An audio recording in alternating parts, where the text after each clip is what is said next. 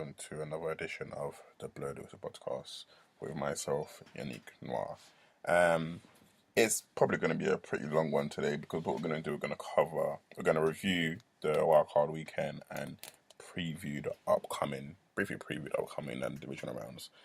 But we're quickly going to start with the breaking news in the NFL where it broke early morning our side yesterday, right, on Wednesday. The St. Louis Rams are no longer. They would move into LA and will be now the LA Rams. They're returning to LA, should I say, after over 2 decades of absence. It's a story which I think out of all the teams who were scheduled to, who were set to relocate, I had them third on the list. I thought that the Chargers and the Raiders were probably a priority ahead of the Rams, but it seems that the NFL owners all voted unanimously, should I say, to have the Rams relocate to LA. Now that now means that the Raiders and the Chargers both have to, I think, go back to the drawing table and figure out what they're going to do next, because they're both teams who also want new stadiums and both really want to move cities and move to different markets. We have the Chargers who had originally requested to move to Carson City, and we have the Raiders who wanted to move to LA, of course. And they're both owners of that team. Both do look like they did seem a bit peed off during the interviews after the decision, but it's left them in a precarious position. I think this is the situation right now. The Rams are going to be playing in LA next season in a temporary home until their stadium built in 2017, and they Chargers are the first option to join them. And should they refuse the option, the Raiders will have pretty much they call dibs on the next options available on the table. So pretty much if the Chargers turn it down, the Raiders get a chance to take up residency in LA with the Rams.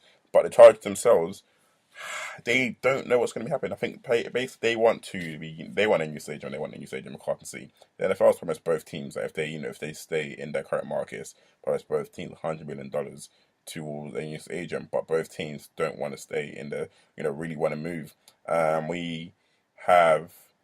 The Chargers have until March to decide whether they'll be playing just next season, whether they'll be playing in San Diego next season, or whether they'll be playing in LA next season. And then also until January the 19th next year to decide, January the 19th, 2017, to decide where they'll be playing for the foreseeable future, whether they'll stay in San Diego, or whether, they will take up the NFL's offer and relocate to LA and share the new site in Inglewood, where which was set to cost in the region of $3 billion. New stadium in Inglewood, where the Rams will be playing their future games. The Rams will be calling that place home. But we're going to continue with news on all coaching movements that's happening in the NFL. A lot of coaches have been fired.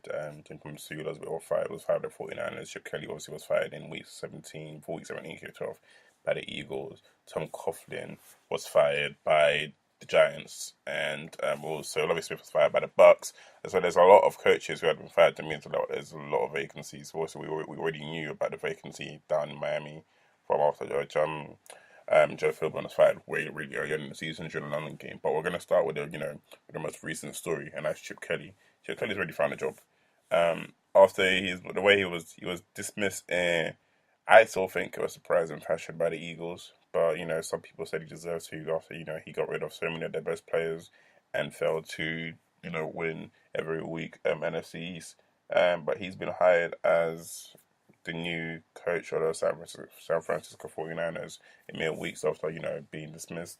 And the 49ers themselves have shot themselves in the foot recently. We saw how they parted way in acrimonious fashion with Jim Harbaugh. And Jim Harbaugh, who was probably one of the love him, hate him, one of the best coaches in the league at the time. They had a ridiculous. It was internal beef, and there was a lot of differences in opinion led to him leaving and going to Michigan to coach college football.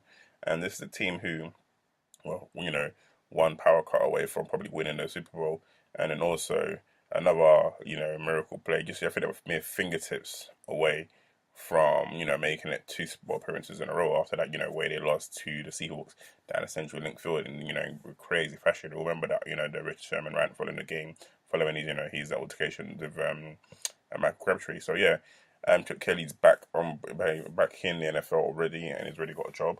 And I think it's interesting how, because now that he's in San Francisco, he's got a mobile quarterback already right there. He's got Colin Kaepernick. Kaepernick, who seemingly was on his way out of San Francisco, was headed out, may have a lifeline because he's the type of quarterback typically likes mobile quarterbacks that they fit his type of schemes. But the only thing is, there are other mobile quarterbacks out there in the market. We've got Johnny Manziel, who's probably going to be out with Cleveland. We've also got Robert Griffin III, former NFL Rookie of the Year, who's anyway he's pretty much out of Washington. So it's going to be interesting seeing how Chip Kelly handles this. Obviously, I don't think he'd be given as much personal freedom as he was at the Eagles, but he's got another lifeline, and I think.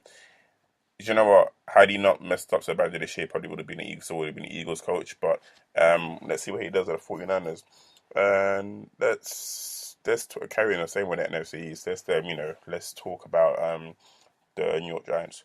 The New York Giants who fired Tom Coughlin, and he's the only one. Who was let go by the Giants after such a horrible season. I think there's a quick stat for you. Actually, no. Let me even talk about who has been hired. Ben McAdoo is now the coach of the New York Giants. Giants who flirted Hugh Jackson have gone internally and hired and promoted Ben McAdoo from offensive coordinator to head coach. And I think a lot of people in New York are somewhat disgruntled because of the way they got rid of Tom Coughlin. He's pretty much he took all the blame and they got rid of him. And Tom Coughlin himself even said if the team had gone 7-9, he would have fought, tooth and nail for his job. But, he just realised that his team just wasn't good enough, and that's down to him. But I think, even though he took responsibility, there was a lot of issues in this team. They allowed the most passing yards in NFL history by any team in one regular season. And that's, Steve Spagnuolo was their defensive coordinator, and he's still there. He's remained in the job. I think the Giants' defense was horrible. And that's probably the reason why they missed the playoffs that they did when it capable of winning the NFC East. They allowed the most yards in NFL history, and Spagnuolo himself was, defensive coordinator for the Saints when they allowed the most points in NFL history. So there's a pattern there. The fact that he still got a job and Coughlin is out just speaks volumes about how much of a mess the Giants are right now. But going forward, McAdoo, he's held as a very good coach. He's held as a very good offensive mind. So let's see how he works his magic on this Giants team going forward, because he's got one of the best talents in the NFL right now. So obviously he's gonna have a hand of putting a lot of weapons around him, around Odell Beckham Jr., and especially also he's going to have to sort out that defense because they can't afford to go into next season being in such a poor defense. I did mention that Hugh Jackson was a flirt with the Giants, but he's now the Browns head coach, the former offensive coordinator of the Cleveland Browns, and also one-time coach of the Oakland Raiders. Is now the coach of the Cleveland Browns. Did I say the Cleveland Browns? Yeah, former offensive coordinator of the Cincinnati Bengals is now the head coach of the Cleveland Browns. And it's a good hire. It's a very good hire because after years of hiring the wrong type of coaches, the Browns have finally hired one of the top one of the top head coach prospects around the league. Hugh Jackson is someone who completely lauded by I've had players for past and present.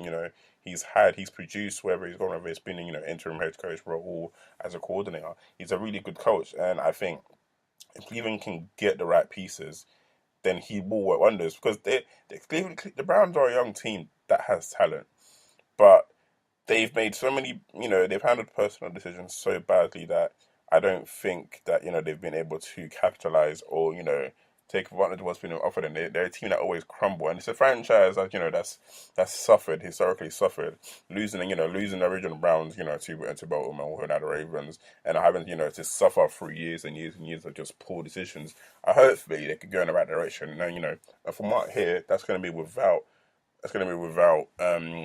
Johnny Manziel, who I think Hugh Jackson isn't really a fan of Manziel and wants somebody else in, but it's a case of who's available. So it's going to be interesting how that develops down in Cleveland.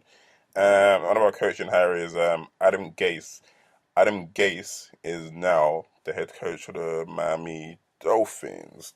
And the former Bears coordinator was another one of the young prospects, young head coach prospects who's been snagged up by the Dolphins. It's not a bad hire. It's definitely not an awful hire, but the Dolphins, and obviously he was brought in probably, to help Ryan Tannehill progress. Tannehill's one of those players where he's a maybe QB. He's either good or sometimes he's good, sometimes he's bad. He's never really been consistent. They do hope that this is going to be a hire that's going to help Ryan Tannehill. And the Dolphins do have a lot of pieces. They have pieces on defense. They got Number Sue. They got Devontae Parker. They got Landry. They got decent players. But it's just a case of trying to be consistent, or hopefully, Adam Gase, who came down from the Bears, can do that. But it's the Dolphins. Dolphins, they live to upset, and then hopefully they can turn the corner with this hiring. Obviously the Bucks, say in Miami, say in Florida, the Bucks have they got rid of Lovie Smith after a decent season. I think the Bucks at one point, with before the Thursday night game against the Rams, was still in the hunt for playoffs. But then they went on to lose the remaining 4 games, and I think that was that was the final straw for the Glazers. The Glazers, who also own Football Club United, but the Glazers are infamous for not really caring, not really having patience for when it comes to the NFL. And they've had so many head coaches in the last decade. It shows their lack of patience. They got rid of Lovie Smith, and again, it's another one. It was shocking, but because if you look at the last 4 games, you could understand why they lost patience to that. But it's a very young team. Again, it's a young team with, a lot of weapons. Got Jameis Winston, you got Mike Evans, you got you got Jerome McQuay, who's still a good defensive weapon.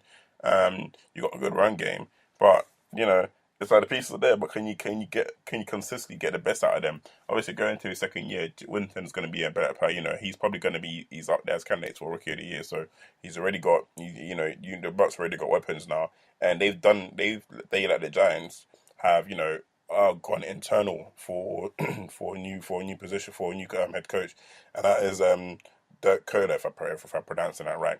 He's the new coach of the Bucks. So it's going to be interesting to see this team next year in a division where you've got the Saints who have kept their coach.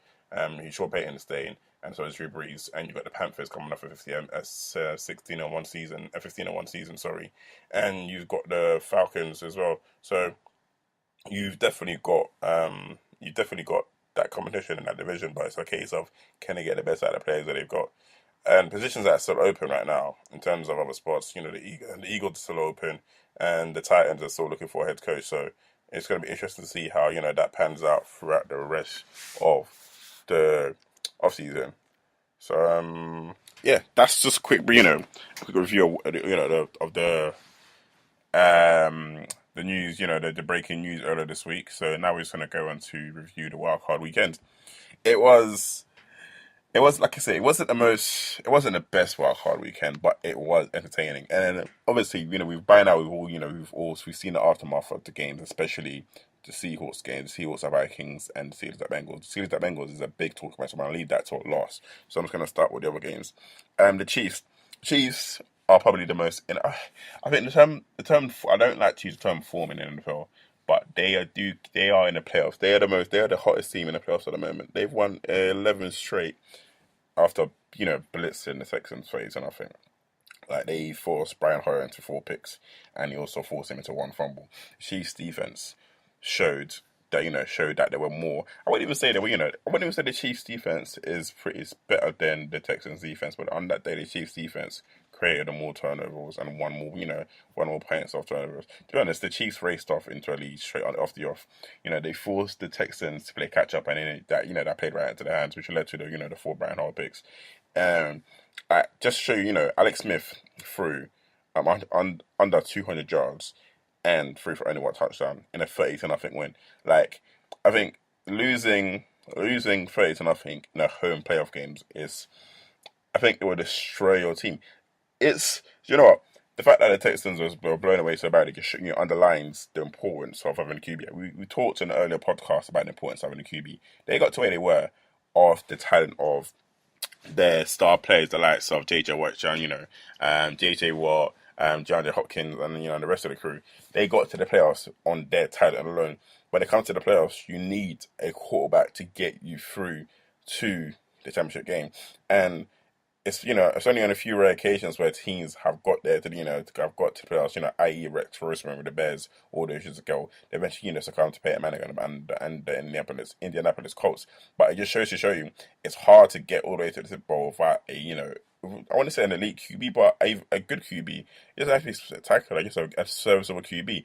And I'm not trying to say Brian Hoyer isn't that. But Brian Hoyer isn't the type of player you try to build a franchise around. He's just somebody who's there because there's nobody else available. That's like what it was. And then, the Texans paid the price for it. I didn't expect it to be such so lopsided, but the turnovers, I think the points of turnovers for the Chiefs, I think not even the points of turnovers. The Chiefs only managed, 30 points, which is crazy. They only managed 30 points for all the turnovers.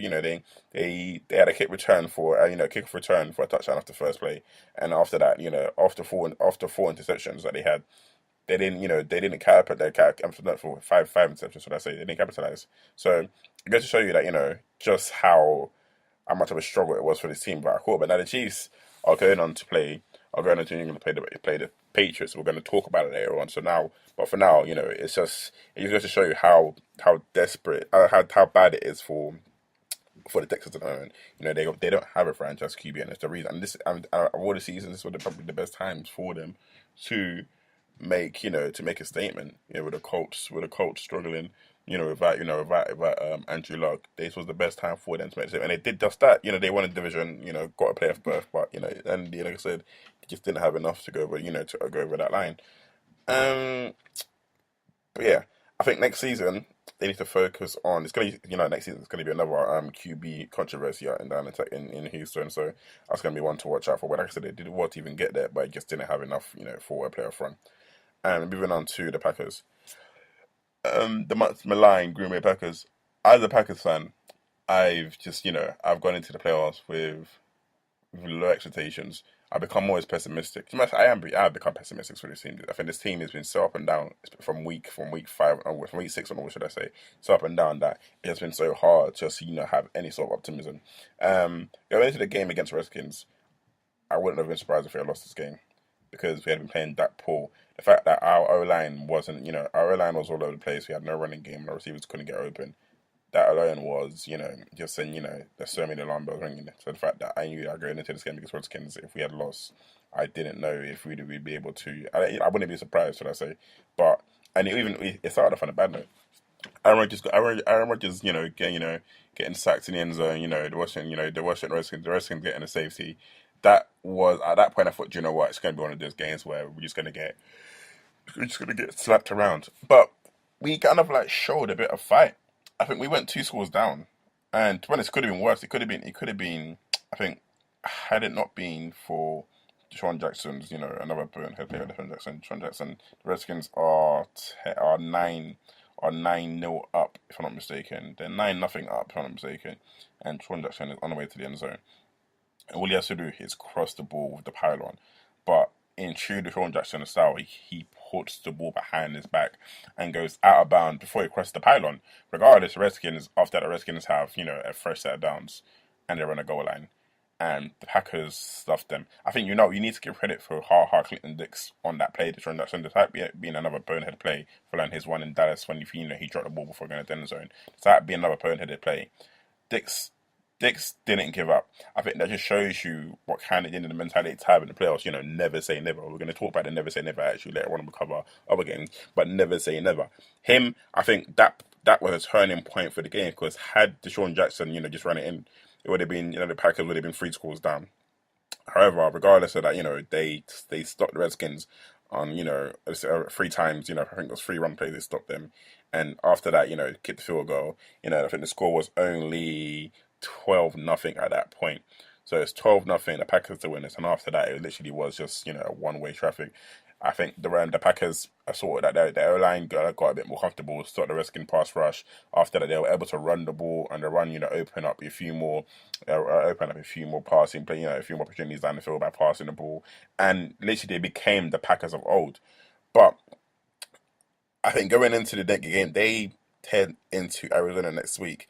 And I think there's still a lot of unanswered questions. I think it's winning any playoff game is it's an amazing feat. But that squeezing lemon on their on their parade, they it was the Redskins. It wasn't, it wasn't an elite team. It's Redskins who only made it to playoffs because of the other quality of the teams around them, or because other teams come to injuries. Pretty much, the Redskins are like the Texans.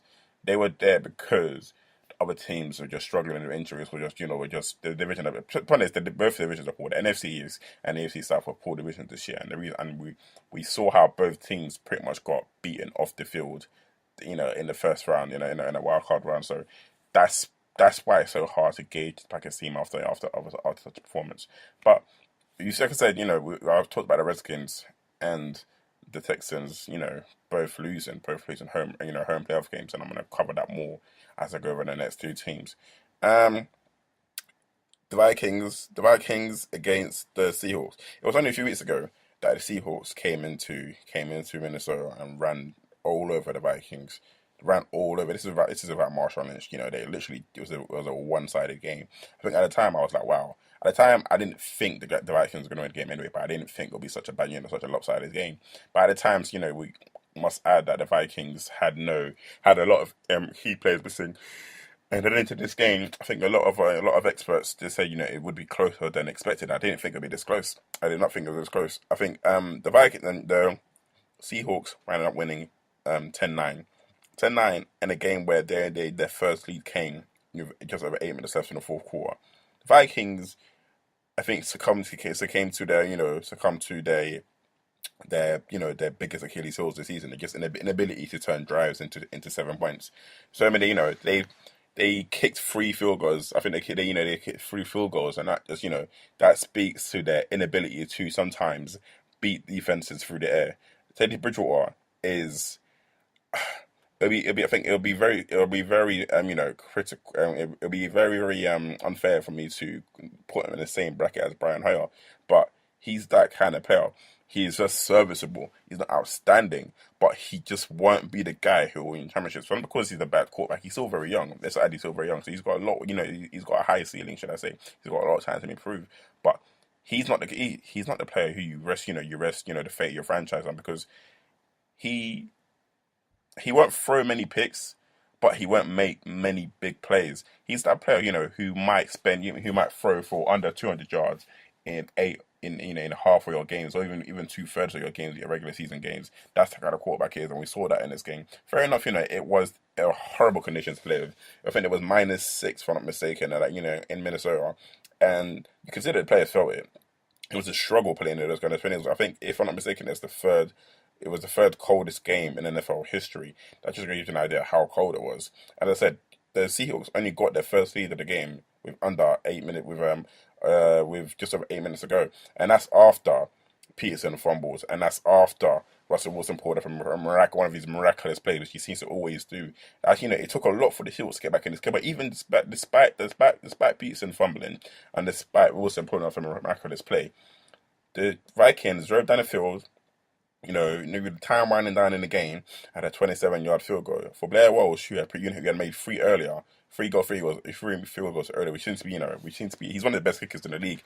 But with the playoffs, anything can happen. So as that 27-yard field goal went wide left, you could just see, the hearts of so many fans in the stands is breaking, and it just goes to show that the Seahawks team is never that attitude. Never say never attitude. They don't know when to quit. They could be playing poorly and be pretty much out of a game, pretty much done. And they're finding themselves back hitting the coffin. Before you know it, they escape. They did it last year against the Packers, which led them to the Super Bowl, and they're doing it again this year. And they seem they're like a dog you can't put down.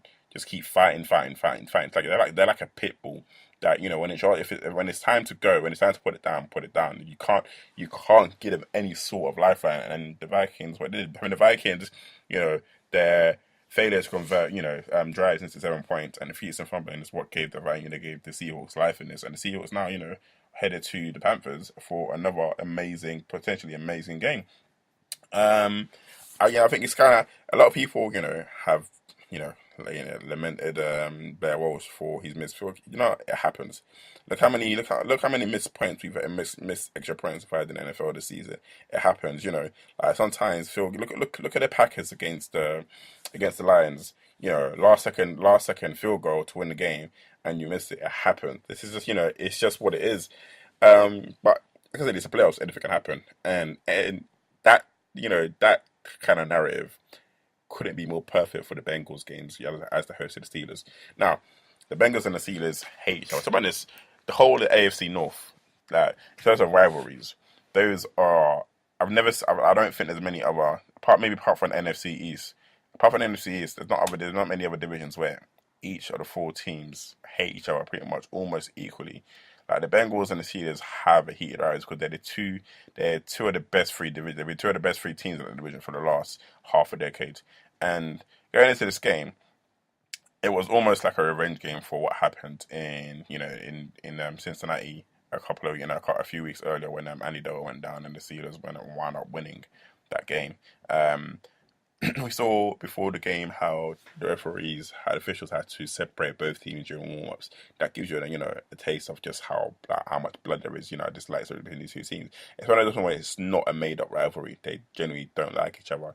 And as the Steelers raced off to a 15-0 lead in this game, it's a case of was it 15? I think it was 15. I think it was a 15-0. Yeah, 15-0 league in this game. It was a case of you thought, you know what, it's going to be one of those ones where the Bengals are going to succumb to another first round playoff defeat. It's a team, fair enough, they had no Andy Dalton, but Adrian McLaren was, I think out of all the backup QBs, Adrian McLaren and maybe Brock Osweiler are two of the QBs where, they've come in and the fall off from starter to backup hasn't been that great. Hasn't been something falling off the face of a cliff. He showed that he's able to take this team past our one or multiple playoff games. And to be honest, he almost did 15-0 down. The Bengals began to drive down, and eventually took a 16-0 lead going into the final quarter. Not only that, at that time, so Vontaze Burfict been playing out of his skin. He sat Ben Roethlisberger, took him out of the game. Usually he had Burfict has history in terms of injuring them Steelers players. He took out Le'Veon Bell before, and now he takes out Ben Roethlisberger. Now the Steelers had to bring in Landry. I forgot his first name, but yeah, they had to bring Landry like a QB in, and Landry threw a pick, and this is Big Ben who has to be cut out to the locker room, comes back out. Wasn't scheduled to play because obviously he separated his shoulder according to reports after the hit from Vontaze Burfict, but came back out, and with the Steelers trailing 16-15, tried to kind of pretty much mount a late comeback, and he was failing at the time. I think there was 18 seconds left on the clock, and actually no, let's just rewind. Actually, let's rewind because the reason why the Steelers even had a chance to drive back on the field is because the Bengals, after Vontaze Burfict had intercepted Landry, and pretty much the game was pretty much. It's one of those ones where there's 2 minutes left in the game. Just under 2 minutes left in the game. What you got to do is run the clock out. That's all they had to do. And Jeremy Hill, who had scored a touchdown earlier, kind of pretty much sparked this comeback. Inexplicably fumbles after he stripped by Ryan Shazier with a minute and around a minute and 40 left. Inexplicably, and even then you thought, what, it's still not over. The Steelers are deep in their own, deep in their own half, and they still got to drive down the field with no to minimal timeouts left. And with 18 seconds left in the game, this is where you probably just ask for a team. The team is still young, but you still expect this team to kind of see this out. The Steelers have no timeouts left. The last thing you can do is get a penalty at the clock. So the first penalty is for Vontaze Burfict, late hit on Antonio Brown. Now, I think, as a defensive player, I'm gonna be quick to defend Vontaze Burfict. It wasn't a great hit, and to be honest, I think his reputation preceded him here because he's been known for throwing a lot of dirty hits. He's known to be the dirty player that lives on the edge or over it in terms of breaking the rules. So as soon as he left, this is what it is with the new NFL rules. The players are supposed to lead with their shoulder, not with the helmet, and he led. He did exactly that. He led with his shoulder. And if he had hit Antonio Brown in the chest, there would have been no flag.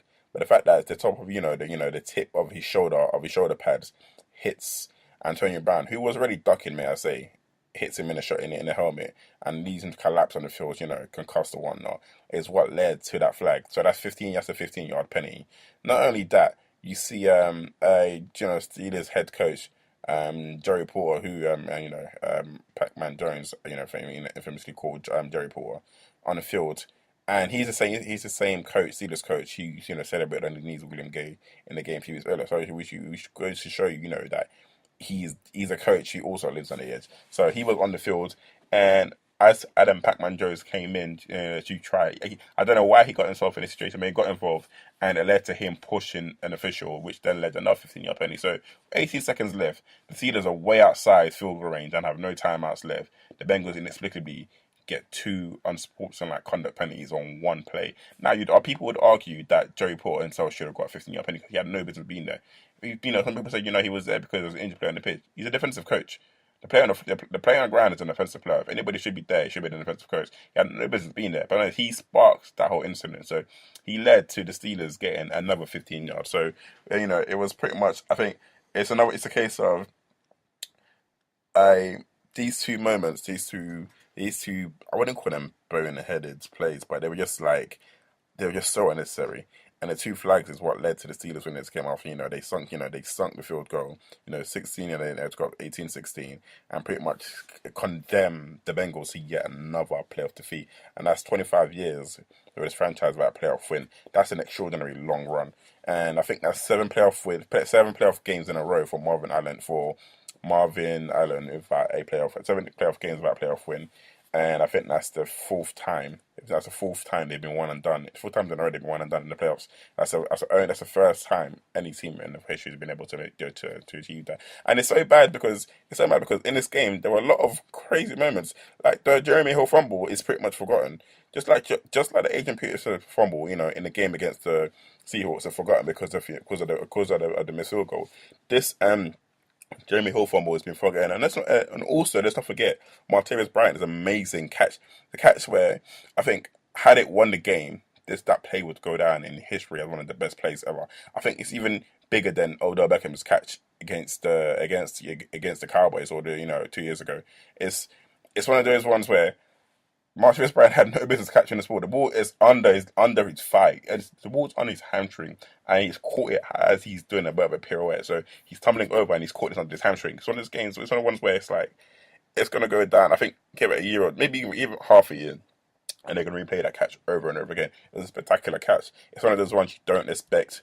As a receiver to make that play, and he controls possession. So with the way the NFL, especially with catches, nobody really knows what a catch is, and some even argue that this wasn't a catch. So even with that in mind, he was still able to catch the ball, under his hamstring, tumble over and maintain possession. And that play has been forgotten because of one Tez Burfict and Adam Batman Jones. And obviously, those are, if people have called for those players, to lose, to be cut and whatnot and whatever. But these are the type. I think I want to argue that these are the type of players you need.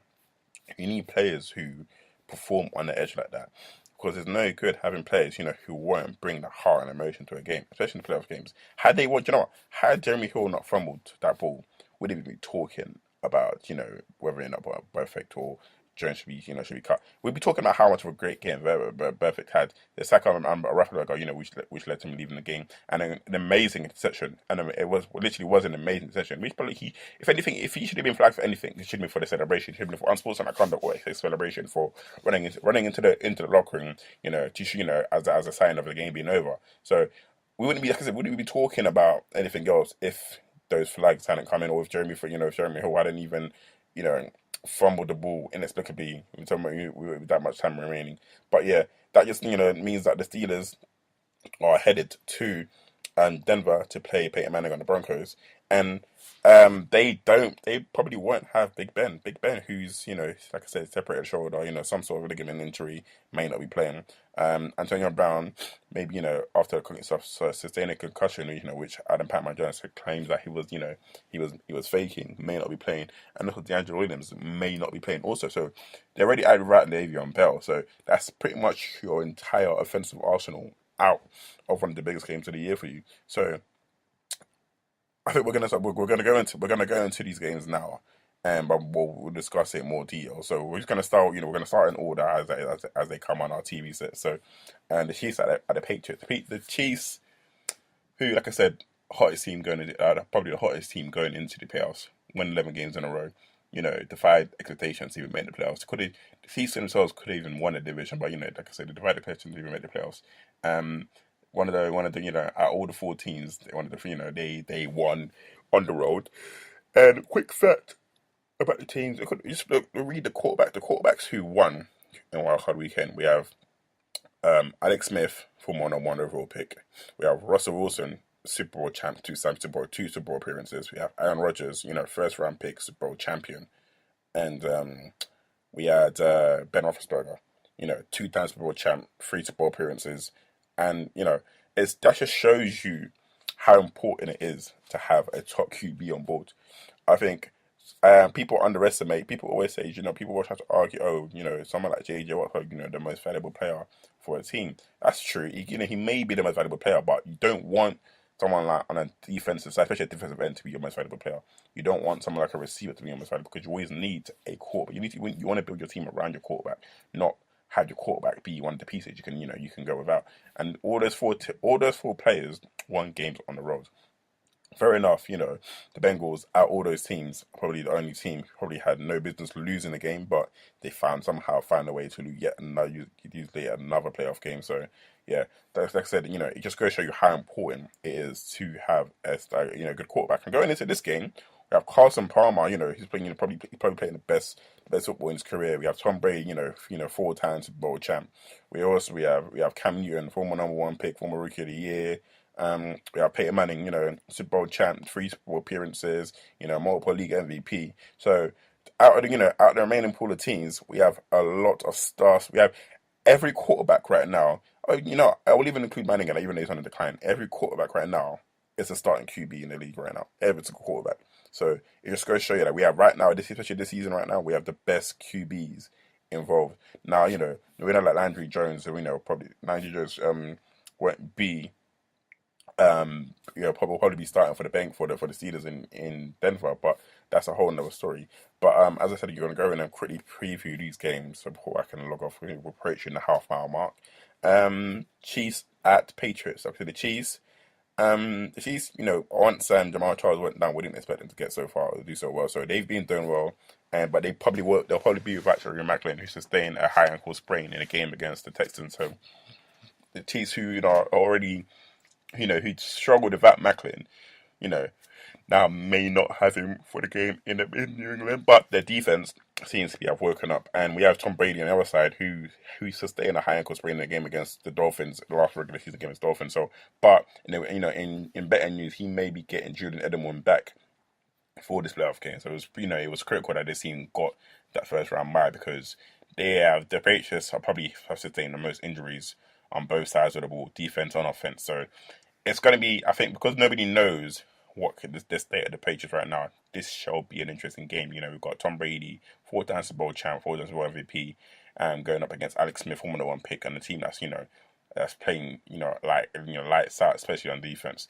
So that's going to be an interesting game because we just don't know the injury status of either team, and probably know, closer to the game, but right at the moment in time, we don't know what's going on with Edelman. We don't know what's going on with Brady. And the late game on Saturday is the Packers at the Cardinals. Now, I fully expect the Cardinals to win this game. I think had the Packers not sustained injuries to Devontae Adams in the last game, if he's out for this game, even if he's not 100%, I just don't see how the Packers can beat this team. This team who likes to match up. This team who can easily match up one-on-one with the Packers. They are so confident they can match up one-on-one with the Packers and constantly blitz Aaron Rodgers. And we saw that in the last game these two played, where the Packers are torn apart. Rodgers got sacked, if I'm not mistaken, 6-7 times, if I'm not mistaken. 6 or 7 times. So it goes to show you that if the Packers aren't able to win the battles outside, it's going to be a long night for Aaron Rodgers. And even though that defensive line played better against the Redskins, who don't have the worst defense in the world. We don't know whether or not they were to cope with this Arizona defense. This is one of the best defenses in the league. So it's a whole other kettle of fish. So if the Packers can't win that battle outside, then it's going to be a long day for Aaron Rodgers. And I think the Packers defense themselves, they have to be able to stop the Cardinals' run. If they can stop the run, then it'll be a much closer battle than it was before. But there's just so many ifs and buts to this Packers team. Nobody knows what kind of Packers we're going to see, on Saturday evening. So I think the Cardinals are heavy favorites in it. But as I said, we don't know what kind of Packers teams are gonna show. If it's the Aaron Rodgers we saw against the Redskins, who can audible and freestyle the plays, all these plays there and audible and whatnot. So if it's the Aaron Rodgers, then the Packers do have a chance. But if it's not, if it's Aaron just going to get hit constantly, then this team probably going to get, going to lose another playoff game and just get sent home back in and start, thinking about next season when they'll get Jordy Nelson back. But as I said, I fancy the Cardinals in this game. Moving on to the early Sunday game, we have the Seahawks and the Panthers. Now, the last game between these teams was a spectacular affair. The Panthers, came back for such so late on to, salvage a win in Seattle, and nobody expected it at the time because nobody knew, where the Panthers were at the time. It was a shock win at the time, but now going into this game, we know that these two teams, I think the Panthers are probably favourites, as a number one seed, only lost one game, and Seahawks after the performance in Minnesota, not many people fancy them going into this game. But as I said about the Seahawks, they're like a rabid dog. You don't, they just be wary of them because they can literally strike at the most opportunistic moment. So I'm predicting a very, very, very exciting game. As I said, the Panthers are favourites, but I wouldn't put nothing past this Seahawks team. This Seahawks team is one of the best teams we've seen in the last 10 years. The fact that they've been to 2 Super Bowls in the last few years, they've been to the playoffs in the last 4 or 5 consecutive seasons. I need to double check on that. And I wouldn't put it past if they got another playoff run again this year, because the other team, they seem to get better later in the year, regardless of the issues that they're on. They get better later in the year. When they come to playoffs, that's when everyone steps up, and they've been doing that so far. So whether or not they're better than against the Panthers, I wouldn't put it past them. And quickly, before we sign out, the Steelers at the Broncos. I already said that, the Steelers may be without Big Ben, Antonio Brown, and DeAndre Williams. So we could see a game where a Peyton Manning probably, already very, very good, an already good Broncos defense may have a much easier day with pretty much the spine of the Steelers' offensive arsenal, being stripped away from them. Now, on the other side, whether or not Peyton Manning is going to be able to carry on doing exactly this and, a good job, after he recovered from injuries, that's another discussion in itself. But as I think with the way the Steelers are banged out, it's probably the easiest game to call, and I'm probably going to call it on the Broncos because if the Steelers don't have Ben, who it's likely they won't have, or Antonio Brown, Dan Jordan might be playing, but I don't trust that Steelers team to play as to play at the top level without so many key pieces.